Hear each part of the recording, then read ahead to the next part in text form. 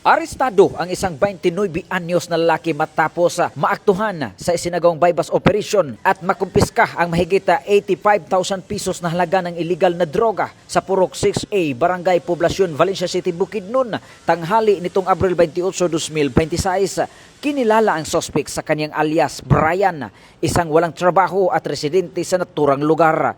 Pinangunahan ng Bukidnon Police Drug Enforcement Unit ang operasyon, katuwang ang iba pang unit ng kapulisan, kung saan nagresulta sa pagkakaaresto ng suspect matapos siyang magbinta ng hinihinalang shabu sa pusher buyer.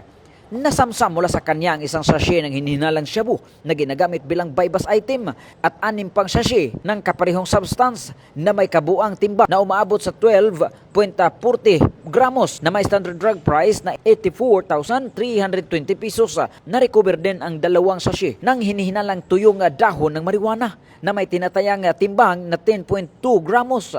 Kasalukuyang nasa kustodiya na ng Valencia City Police Station ang suspect para sa kaukulang disposisyon at pagsasampa ng kaso. Mula dito sa Campo Alagar, ako po ang inyong Police News Network correspondent mula sa Regional Public Information Office ng Police Regional Office 10, Corporal Joel Lazaro Subsuban, alagad ng batas, tagataguyod ng balitang pulis.